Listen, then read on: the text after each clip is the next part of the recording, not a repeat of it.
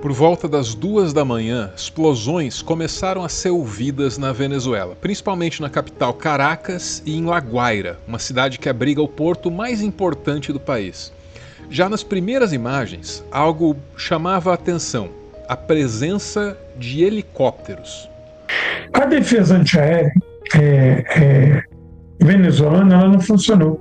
Esses helicópteros vieram voando em baixa altitude. Veja, o alcance do helicóptero é curto, diferente de um avião, de um jato, de um caça-bombardeiro, de um bombardeiro.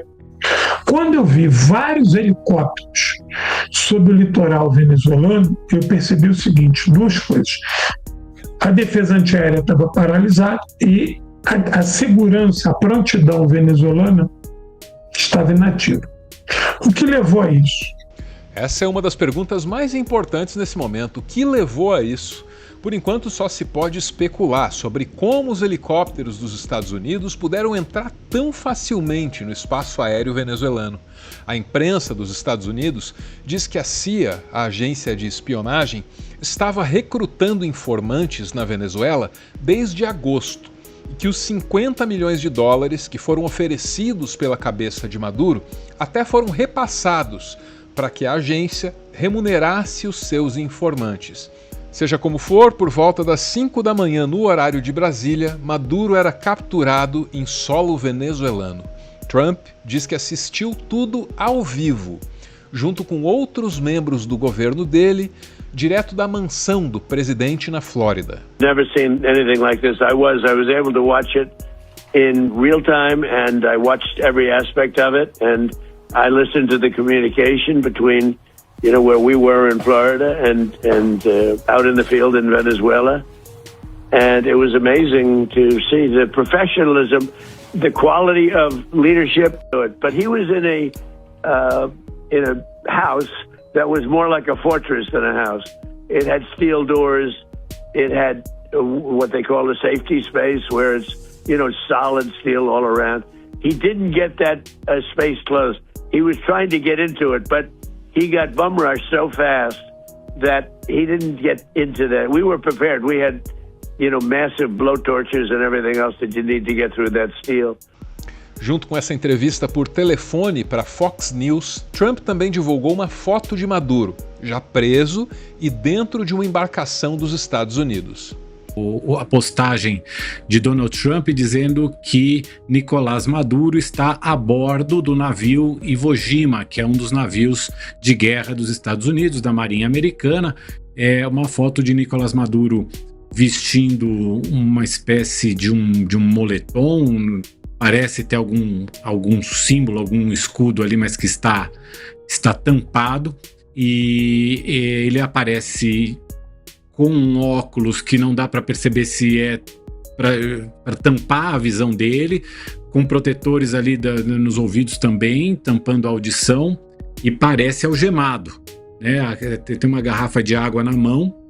Somente depois da entrevista exclusiva para a emissora simpática ao governo e somente depois de algumas postagens nas redes sociais, Trump fez o anúncio formal dos resultados da operação em uma coletiva de imprensa. E o principal recado era: a Venezuela será administrada pelos Estados Unidos até que uma transição seja possível.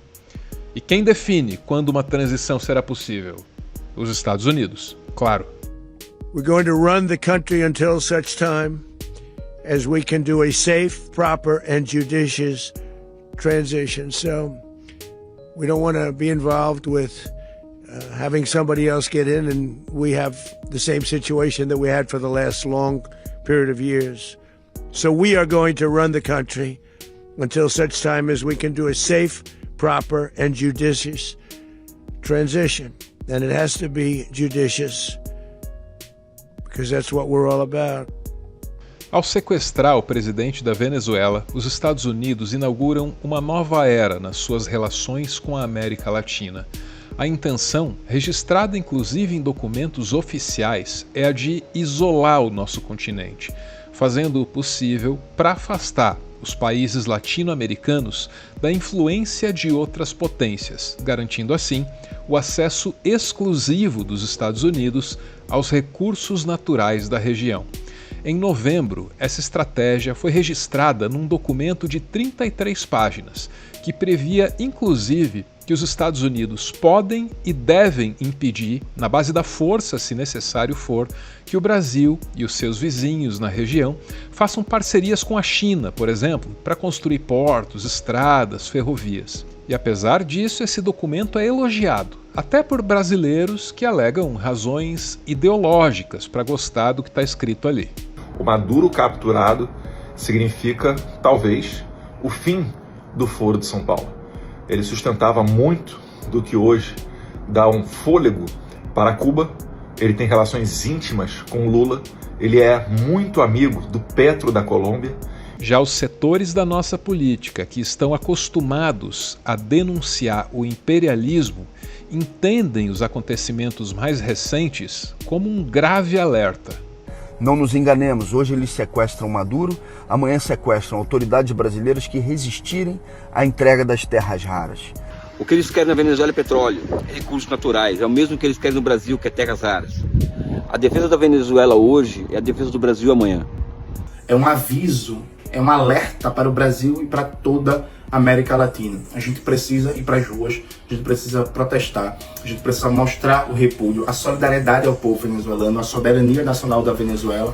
A gente precisa debater, falar, explicar, mobilizar cada vez mais o que é imperialismo. Apesar de todas as discordâncias, existe um consenso possível.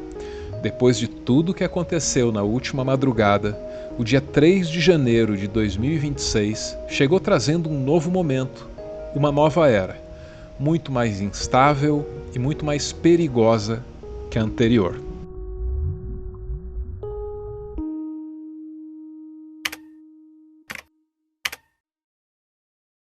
Maduro desembarcou em Nova York por volta das 19 horas, no horário de Brasília.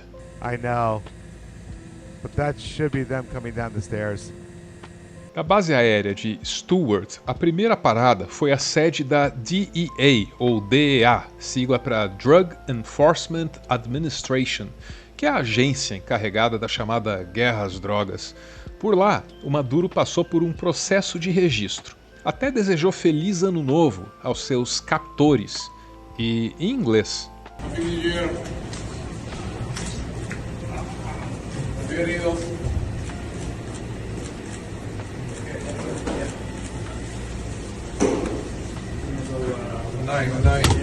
Da DEA, ele foi levado para um centro de detenção, num deslocamento que foi intensamente televisionado, enquanto os helicópteros atravessavam os céus de Nova York com a Estátua da Liberdade simbólica e estrategicamente posicionada dentro do quadro.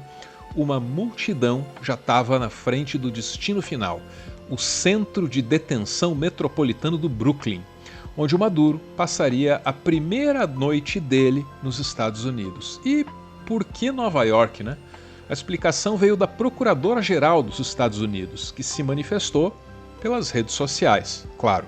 Procuradora-Geral dos Estados Unidos, Pam Bondi, acabou de postar nas redes sociais o seguinte: Nicolás Maduro e a esposa Cília Flores serão julgados no Distrito Sul de Nova York. Maduro foi acusado de conspiração narcoterrorista, conspiração para importar cocaína, posse de metralhadoras e dispositivos destrutivos e também vão enfrentar, portanto, a Justiça dos Estados Unidos lá nesse tribunal em Nova York. Enquanto isso, na Venezuela, a vice-presidente Delcy Rodrigues assumiu o comando com um discurso muito forte contra a agressão dos Estados Unidos. Desde exigimos la inmediata liberación del presidente Nicolás Maduro y de su esposa Cilia Flores. Único presidente de Venezuela, el presidente Nicolás Maduro. Mas uma coisa é o que se diz diante dos microfones e outra coisa é o que se faz nos bastidores. Delcy estaria disposta a atender os interesses dos Estados Unidos e teria inclusive um contato já aberto com a Casa Branca. Seria algum tipo de barganha.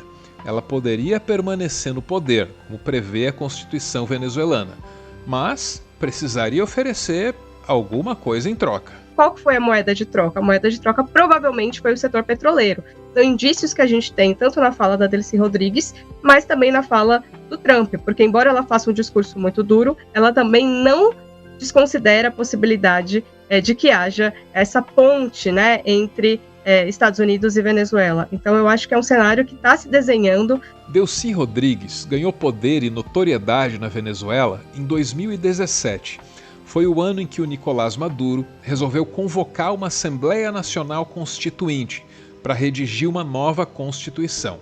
Na prática, essa nova Constituição aumentou os poderes do Maduro e rompeu com vários princípios centrais do chavismo que veio antes. Foi naquele momento que muitos chavistas da velha guarda romperam com o governo de Maduro. Maduro então passou a ter uma oposição de esquerda, o chavismo da velha guarda. E quem conduziu esse processo de rompimento, quem presidiu a Assembleia Nacional Constituinte, que empoderou Maduro e o distanciou do chavismo original, foi justamente ela, Delcy Rodrigues.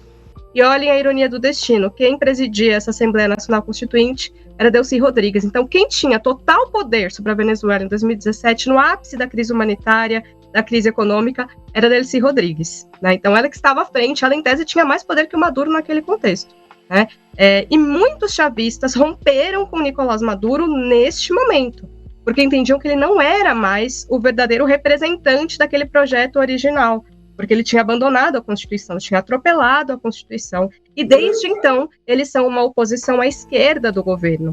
Então, pegando esse exemplo histórico relativamente recente, faria sentido também, pelo menos no curto prazo, e eu acho importante destacar isso também, porque no longo prazo realmente desconfiguraria completamente o projeto chavista estar submetido ao poder norte-americano no que se refere ao gerenciamento do petróleo, mas no curto prazo, diante de uma situação excepcional, que foi esse ataque militar, o governo venezuelano, agora liderado por Delcy Rodrigues, poderia tentar convencer as suas bases de que estrategicamente faria sentido admitir a situação tal como está, para poder preservar aquilo, né, que eles consideram mais importante, que é a continuidade do processo político e da permanência dessas estruturas de poder.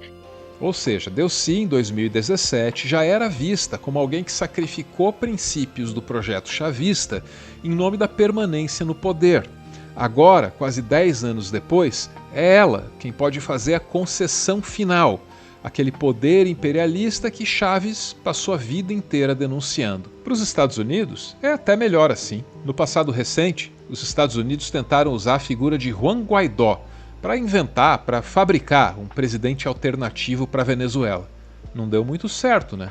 Nesse momento, até tem um outro nome habilitado para essa função, o de Maria Corina Machado, que é a líder oposicionista que já pedia intervenção armada em solo venezuelano antes mesmo de ser modinha. Aliás, ela foi agraciada com o Nobel da Paz justamente por isso. O Trump até poderia empoderar a Maria Corina, mas daria trabalho, levaria tempo, e tudo isso poderia ser ruim para os negócios. Eu acho que para ela seria muito difícil ser a líder, porque ela não tem o apoio ou o respeito de todo o país. Ela é uma mulher muito simpática, mas ela não tem o respeito. A saída negociada com a Delcy Rodrigues parece uma solução mais segura, talvez até mais barata. Pelo menos isso é fácil de entender. Aliás, abro aqui um parênteses para falar daquilo que anda fácil. Fácil até demais de ser compreendido. As plataformas de streaming estão produzindo filmes e séries feitos para serem compreendidos até por quem não está prestando atenção. A ordem é que os roteiros agora sejam escritos para que eles possam ser absorvidos até por quem está sendo sugado ali pela chamada segunda tela. Então o personagem está comendo, não basta mostrar ele comendo, tem que ter um diálogo em que ele deixe tudo bem claro. Olha, gente, estou comendo agora. A parte boa disso é que vai dar para assistir com o celular na mão, lendo mensagenzinha do WhatsApp ou sei lá o que. A parte ruim é que tudo vai perdendo em profundidade. Não quero ser chato, até porque eu compreendo a proposta comercial da coisa, contemplar quem também está na segunda tela. Mas para pensar, um audiovisual produzido a partir dessa diretriz, o espectador não precisa estar prestando atenção. Caramba, isso só pode perder a capacidade de envolver as pessoas emocionalmente, não apenas sensorialmente, sabe como? E eu não estou inventando nada disso, tá? Isso está bem documentado na cobertura da indústria cultural e também é fácil notar essa tendência já nos lançamentos mais recentes aí das plataformas comerciais. Tem como fugir dessa tendência? Tem. Vai de Filmica. A Filmica é uma plataforma de streaming que não tá nem aí para tendência nenhuma. O negócio do catálogo deles é priorizar um tipo de cinema que ou educa, ou emociona, ou eleva o espírito. Nesse momento são mais de 550 títulos de mais de 90 países e toda semana tem alguma coisa estreando, em categorias que deixam bem claro ali qual é a proposta dessa plataforma e por quê ela se propõe a ignorar uma tendência como essa que eu comentei logo no início, né? Tem histórias da Palestina, tem cinema revolucionário cubano e também tem uma coleção assinada por mim, ó que chique! Começando com o documentário O Processo, sobre as desventuras políticas que vivemos em 2016, passando pelo clássico Eles Vivem e outros, que talvez até sejam mencionados aqui nesse canal em algum momento. Você pode assinar a Filmica ou então pode dar de presente para alguém. Uma boa dica, hein? E a maior promoção do ano da Filmica está nos seus últimos dias, é o final do prazo. Então um ano, eu disse um ano inteirinho de acesso, está custando R$ 99,90 no Pix. Para aproveitar essa promoção é só se cadastrar e escolher o Passe Pix 12 meses. Vai de Filmica, me agradece depois. Se esquecer de agradecer, também não tem problema. O importante é que a gente não perca nem o prazo da promoção e nem a razão de ser da arte, porque parece que até isso está em jogo agora. En los últimos 100 años, todos los gobiernos que en Venezuela quisieron manejar soberanamente el petróleo fueron derrocados. Y me incluyo, yo fui derrocado solo que por 2 días. Incluso mataron a un presidente que se llamó Carlos Delgado Chalbó. Y todos los golpes de Estado vinieron planificados desde Estados Unidos. La razón es la misma durante 100 años. El petróleo, Vicky, el petróleo. Quiero hacerle una pregunta sin que a usted le moleste. ¿Está usted paranoico con Estados Unidos? No, de ninguna manera. Yo solo soy realista. Si tú le pudieras hacer esa pregunta que me has hecho a mí, lo que pasa es que no podrás porque la mayoría están muertos. Hazle esa pregunta a Jacobo Arbenz, que era presidente de Guatemala cuando yo estaba naciendo, tú no habías nacido. Solo porque quiso hacer una reforma agraria. Lo invadieron Estados Unidos y lo derrocaron. Tú pudieras hacerle esa pregunta a João Goulart, el brasileño, lo derrocaron Estados Unidos. Tú pudieras hacerle esa pregunta a Salvador Allende, el presidente mártir.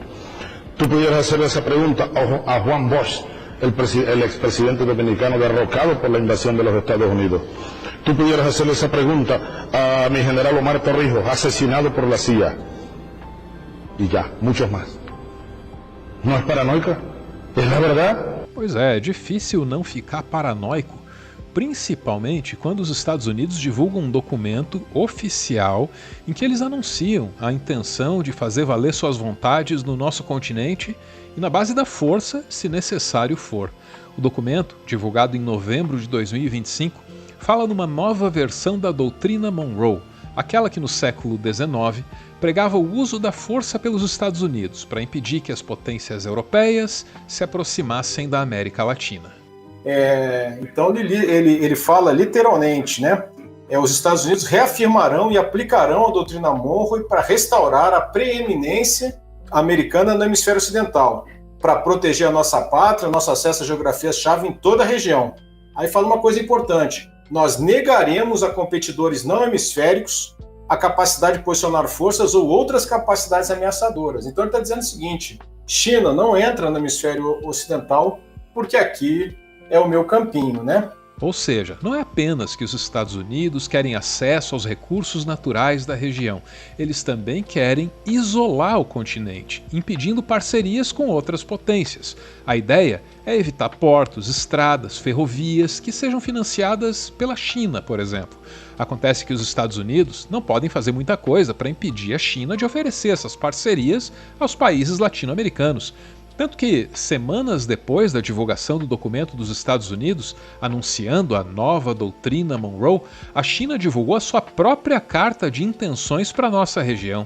Uma carta muito mais simpática, falando não em usar a força, mas em oferecer oportunidades de negócios, com benefícios mútuos, etc. e tal. Ao lançar esse documento, a China fez uma cortesia que os Estados Unidos parece que nem cogitaram, convidou representantes dos países da região, ainda lançou mascotes, o urso panda e a lhama, num esforço para se mostrar mais simpática que os Estados Unidos. Se bem que simpatia não é uma arma presente no vasto arsenal dos Estados Unidos, né? E o que resta então?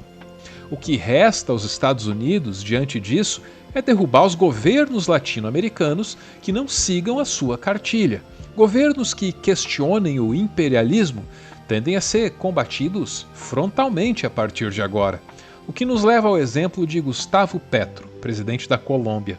Na última Assembleia da ONU, em setembro de 2025, Petro pegou o microfone e disse para o mundo inteiro ouvir que primeiro os Estados Unidos financiam o narcotráfico no país dele e depois usam esse narcotráfico financiado por eles mesmos como uma desculpa para fazer coisas até piores que vender droga. Masacres fueron hechas en Colombia por políticos que eran senadores, presidentes, ministros, ligados y sobornados por la mafia colombiana del narcotráfico, aliados al mismo tiempo a la extrema derecha de la Florida en Estados Unidos y ahora aliados al gobierno de Trump, aliados desde hace décadas a los capos del narcotráfico de la cocaína en Colombia, verdaderos esquifos, como dicen los italianos. Aliados a esquifos, hacen la política antidrogas desde Washington, Estados Unidos. E aquela galera que você viu ali levantando da cadeira, aquela ali era a comitiva dos Estados Unidos, saindo da sala em protesto. Depois ele ainda deu de dizer que a administração Trump é um clã de pedófilos, numa referência ao caso Epstein. Pois o tempo passou, veio o sequestro do Maduro, e aí perguntaram pro Trump: "Ô Trump, e aquele presidente da Colômbia lá, hein? Como é que fica?" O presidente da Colômbia, Gustavo Petro, disse há algumas semanas que era preciso tomar cuidado com o que fizesse na hora. Bom, eles têm fábricas de cocaína, ele tem fábricas onde fazem cocaína, e eu acho que ele está fazendo cocaína e mandando para os Estados Unidos, então ele precisa mesmo ficar esperto. Na mesma coletiva, minutos depois de ameaçar o presidente colombiano, o Donald Trump ainda avisou que algo precisa ser feito a respeito do México, um país que, segundo ele, é governado por narcoterroristas. Mal terminou de ameaçar o México, já começou a falar de Cuba. Cuba é um caso interessante, porque não está muito bem no momento, né? Esse sistema não tem sido muito bom para Cuba. As pessoas lá estão sofrendo há muitos anos. Acho que Cuba será algo que a gente vai discutir em algum momento, porque é uma nação que está falindo e nós queremos ajudar o povo. Da mesma forma que queremos ajudar as pessoas em Cuba, mas também queremos ajudar as pessoas que foram forçadas a sair de Cuba. Marco, você quer falar alguma coisa sobre isso? Eu acabei de falar há alguns minutos. E quando o presidente fala algo, vocês devem levá-lo a sério. Cuba está sendo administrada por homens senis, incompetentes, que não têm uma economia boa, está em total colapso. E atualmente, toda a rede que ajuda a proteger o Maduro é cheia de cubanos. É uma ilha que tomou conta da Venezuela em alguns lugares. Um dos maiores problemas da Venezuela é que eles têm que ser independentes da Cuba, porque foram colonizados a partir do ponto de vista de segurança. Eu teria preocupação com isso, sim. O presidente já falou há uma semana que tudo que for sancionado, óleo sancionado, não vai ser permitido. Isso é Isso já foi dito. The answer is yes. A resposta é sim. Colômbia, México, Cuba foram os 3 citados na coletiva, mas não são os únicos 3 em risco. E uma breve leitura do documento divulgado em novembro deixa isso muito claro. O presidente do Chile parece que entendeu tudinho. Esto sienta un precedente extremadamente peligroso para la estabilidad regional y global. Chile reafirma que el respeto a la soberanía y la integridad territorial de los estados constituye una línea roja que no debe ser cruzada bajo ninguna circunstancia y que constituye además un pilar esencial del derecho internacional. La soberanía no es una formalidad. Es la garantía esencial que protege a los países de las voluntades externas, de la arbitrariedad y de la ley del más fuerte. Hoy es Venezuela, mañana podría ser cualquier otro. Já o presidente do Brasil se manifestou pelas redes sociais. Ele afirmou que os bombardeios e a captura do presidente venezuelano ultrapassam uma linha inaceitável. Lula também afirmou que esses atos representam uma afronta gravíssima à soberania da Venezuela e um precedente extremamente perigoso para toda a comunidade internacional. Mas essa manifestação pública é só parte da resposta brasileira ao atual estado de coisas no continente. Ao menos 2 reuniões de emergência foram realizadas pela cúpula do governo brasileiro depois do sequestro de Maduro. E o que quer que esteja sendo feito agora pode ter sido planejado muito antes. Os Estados Unidos moveram seus navios de guerra para o Caribe no final de agosto de 2025. Quando isso aconteceu, o Brasil convocou uma cúpula emergencial com os líderes dos BRICS. Os discursos de Xi Jinping e Lula foram transmitidos e ainda podem ser encontrados nesse ou naquele canto da internet. Mas quando chegou a vez de Putin se manifestar, a transmissão foi suspensa. Durante quase 1 hora, os líderes dos BRICS puderam trocar informações sem que fossem ouvidos. Na época, quase ninguém noticiou o fato.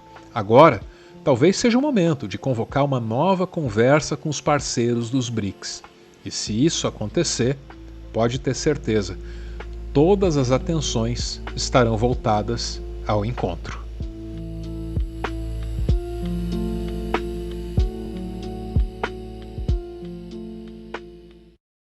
Ponto final em mais um textão, e nas considerações finais eu gostaria de dizer que quando eu li esse documento de 33 páginas, que eu mencionei várias vezes ao longo desse vídeo, esse documento chamado Estratégia Nacional de Segurança dos Estados Unidos da América, um relatório anual publicado em novembro. Quando eu li esse negócio, eu fiquei meio chocado, e aí eu fiz esse vídeo aí para os apoiadores do canal. Os Estados Unidos querem impedir China de construir ferrovias no Brasil. O título pode parecer meio alarmista, eu adoraria que fosse, tá?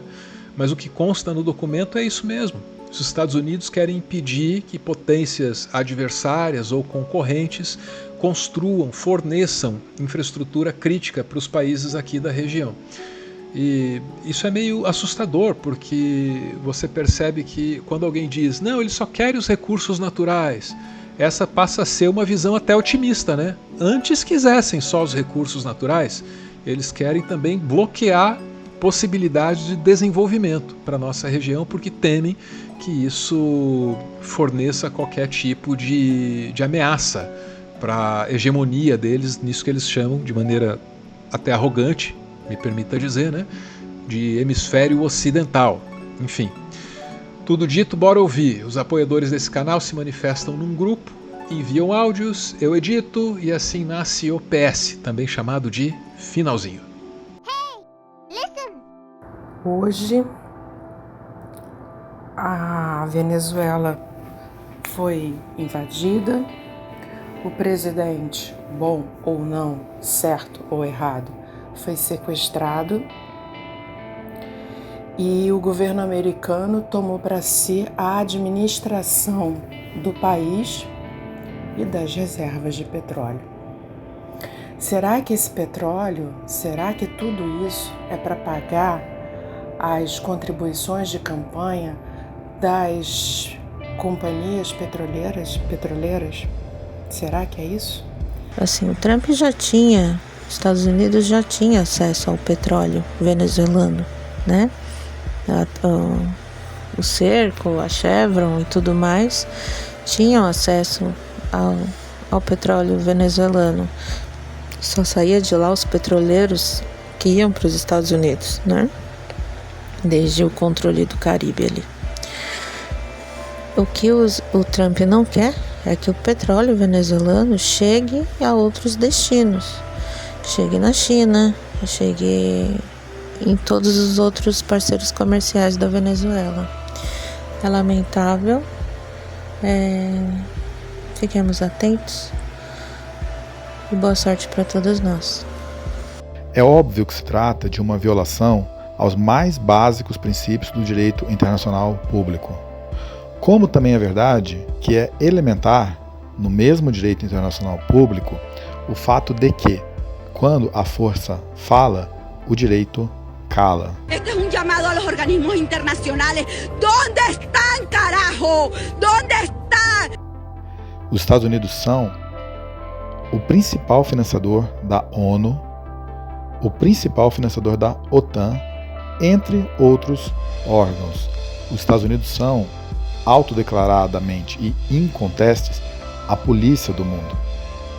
Então, como brasileiro, eu rogo à diplomacia do nosso país que tenha a serenidade e a malícia para conseguir extrair a situação o mais favorável possível para o nosso Brasil. O que eu estou vendo também é muita gente querendo falar que o Brasil deveria se ter armamento nuclear e etc. Cara, agora não dá mais tempo. Mas eu também acho que não é por aí, sabe? Eu acho que o negócio é mais a gente fazer um alarde mesmo, um AUE internacional, para que isso não aconteça, né? Não tem a menor graça. Esse Trump é um doido. Porque nada justifica invadir um outro país. Cada um que cuide do seu. Muito obrigado por ver esse vídeo até o final, ou quase, porque depois do final ainda tem o finalzinho, depois do finalzinho ainda tem o finalzinho, que são aqueles últimos segundos em que eu tento corrigir um erro. É um erro. Ficou de fora desse vídeo uma grande autoridade aí da diplomacia brasileira. Estou falando da Luana Piovani, sim, porque ela é uma embaixadora da treta e do deboche. O que ela tem a dizer? Gente, tô vindo aqui me preparando para o banho, que vou encontrar as amigas. Acabei de saber, o Trump sequestrou o Maduro. Jesus, Maria e José, vocês viram a imagem das explosões? Como é que um presidente sequestra outro? Eu não achei que eu fosse estar viva para ver um negócio desse, não. Nunca ouvi falar, né? Eu ouvi falar das guerras, conheço as histórias, mas tô imaginando a cena do exército americano entrando na Venezuela sequestrando Maduro. Caralho, que confusão, que merda. Homérica, que filho da puta esse Trump desgraçado.